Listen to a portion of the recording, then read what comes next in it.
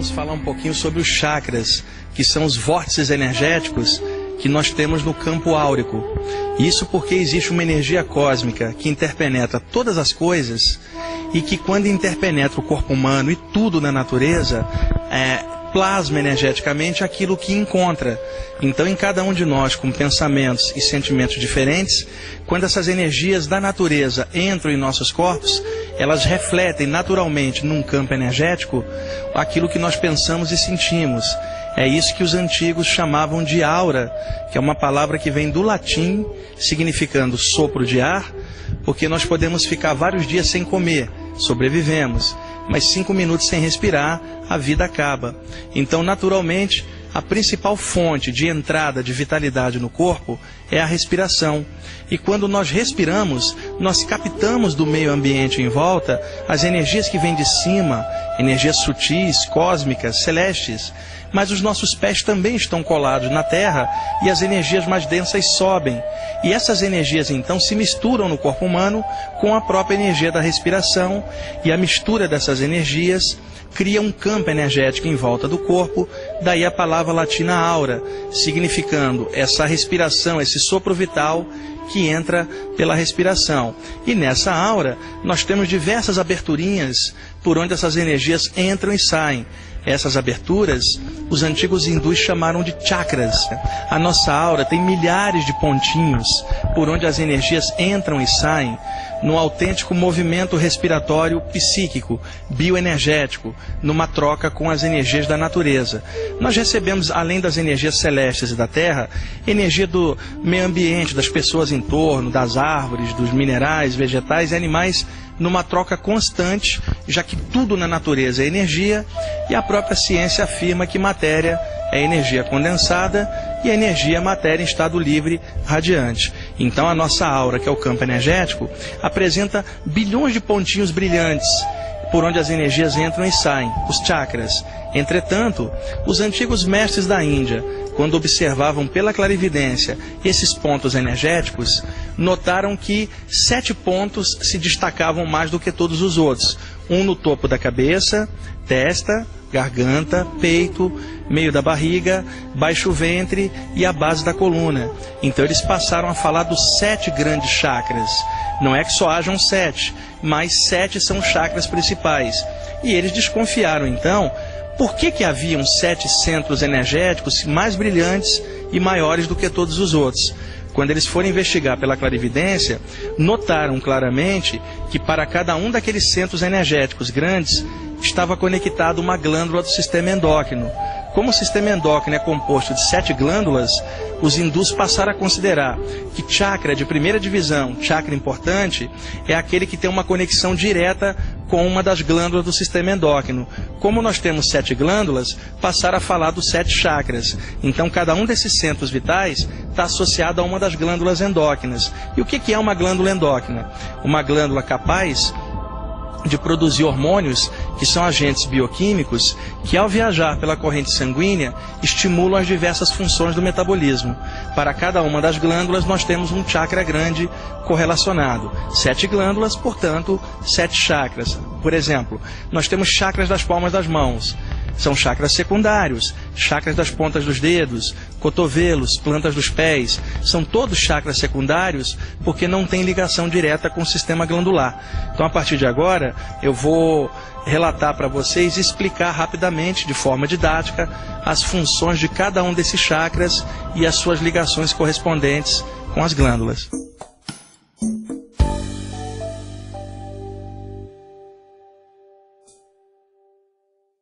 Bom, no conjunto de chakras, eu vou começar pelo topo da cabeça, e normalmente quando se faz estudos de Kundalini, que é a energia que vem da terra e sobe pela base da coluna, e que através de práticas yogis pode despertar diversos estados de consciência profundos e capacidades parapsíquicas, num estudo desses começa-se falando do chakra da base da coluna e vai subindo. Entretanto, como é apenas um estudo sobre os chakras e não sobre Kundalini, eu posso começar por cima também, pelo chakra mais elevado, que está bem no meio do alto da cabeça, centímetros para fora, por onde entram as energias que vêm do espaço, do Sol, energia cósmica. Essas energias entram para energizar o cérebro, e bem abaixo do cérebro, logo no meio do crânio, está uma glândula endócrina chamada glândula pineal, que também é chamada pela medicina de epífise, que é a glândula mais alta do sistema endócrino. A energia entra pelo topo da cabeça e vai incidir diretamente no cérebro e na glândula que está no centro da cabeça, abaixo do cérebro, que é a glândula pineal. Esse chakra do topo da cabeça recebe o seguinte nome, chakra coronário, ou chakra da coroa, e em sânscrito é chamado Sahasrara, o lótus das 1000 pétalas. É o chakra que lida com a função mental, portanto é o chakra responsável pela expansão da consciência, inspirações elevadas, ideias maiores que fluem, para que a pessoa seja inspirada por valores que vêm do alto, de outros planos, vamos chamar assim. Logo, é o chakra mais importante do sistema e é o único que aponta para cima, talvez como que avisando que o nosso lugar não é aqui, estamos aqui por um tempo, mas como espíritos, consciências espirituais em essência, um dia partiremos de volta para casa, pelo topo da cabeça, para outros planos.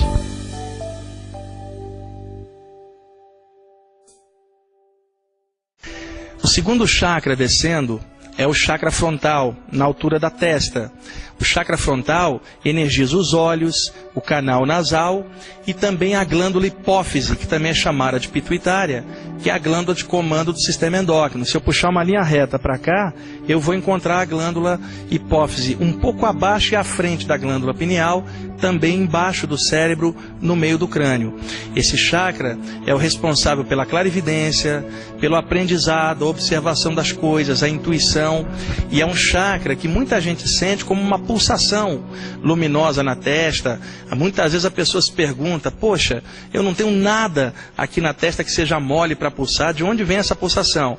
É justamente a pulsação desse chakra da testa, que é o mais simples de trabalhar, porque como está perto dos olhos, e o sentido da visão é um sentido que a gente usa muito, exceção do cego, e o cego utiliza muito o sentido do tato e da audição para compensar a falta de visão, e em nós que enxergamos normalmente, 90% da energia mental escapa pela visão. Então a tendência nossa ao fechar os olhos é trazer as imagens para uma tela mental frontal interna, justamente sob a ação do chakra frontal.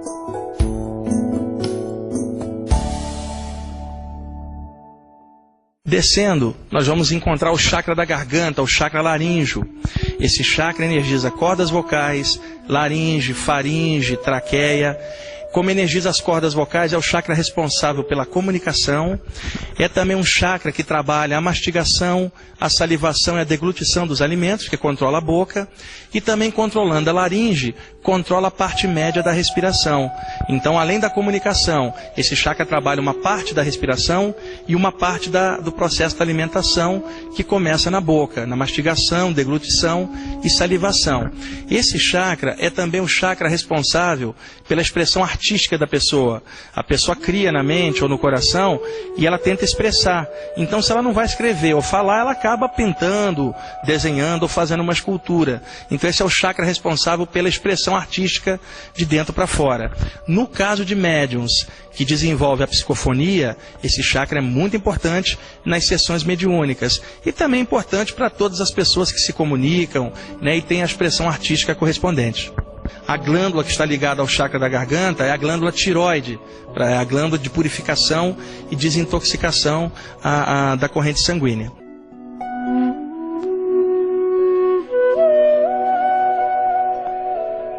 O chakra cardíaco está situado no meio do peito. Naturalmente, ele controla toda a área cardiorrespiratória.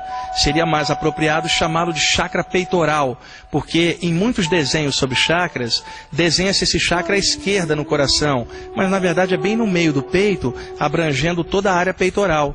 Além de energizar o sistema cardiorrespiratório, energiza a glândula timo. E também é o canal de expressão de nós todos de sentimento. Daí você fala, te amo do fundo do meu coração, expressando os sentimentos que vêm do fundo da alma, mas que a gente acha que estão no coração. O canal para fluir isso é o chakra cardíaco.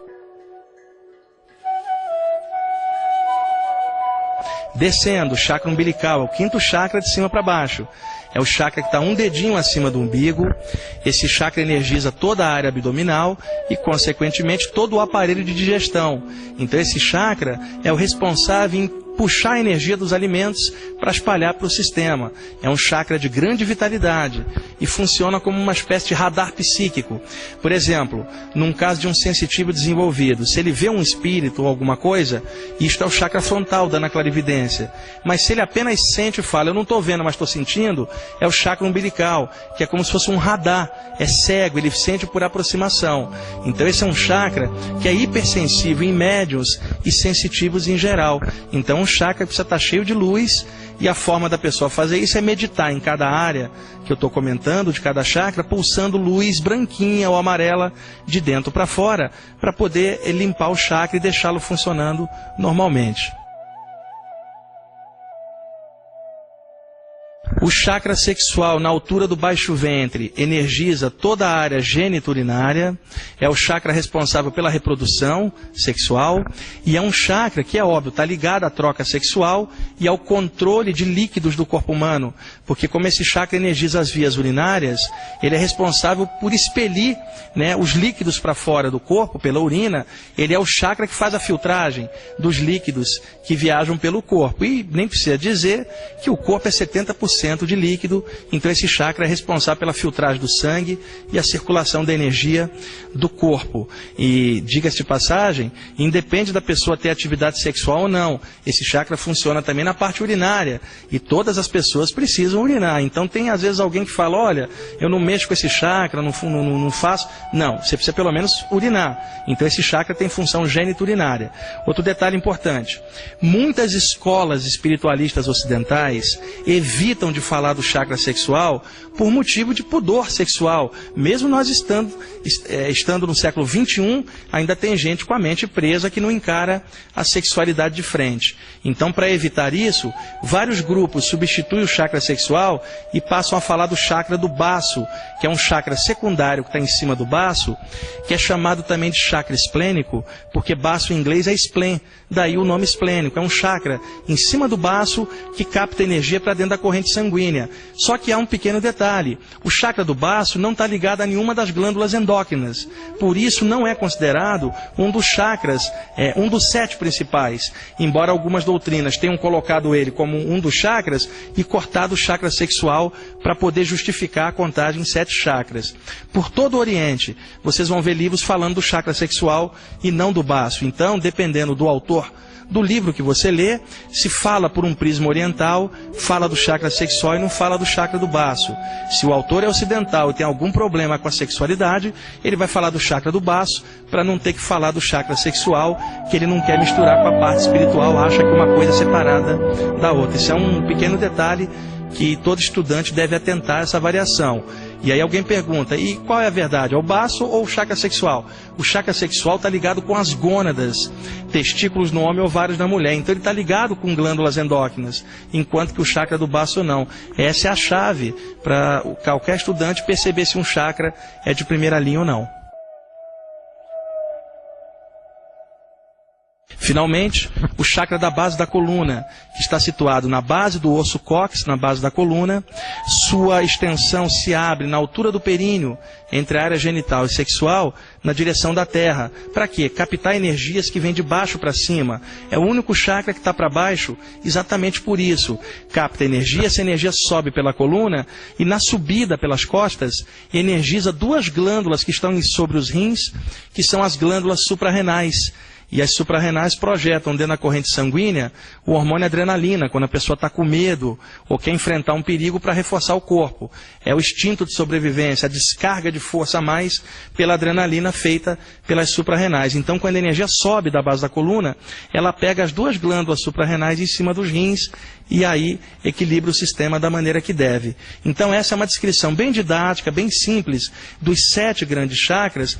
E é claro que cada chakra desses poderíamos levar um tempão falando, mas o objetivo dessa pequena passagem de informação é só clarear um pouquinho para as pessoas sobre os chakras, e existem muitos livros bons que as pessoas podem pesquisar hoje em português sobre o tema.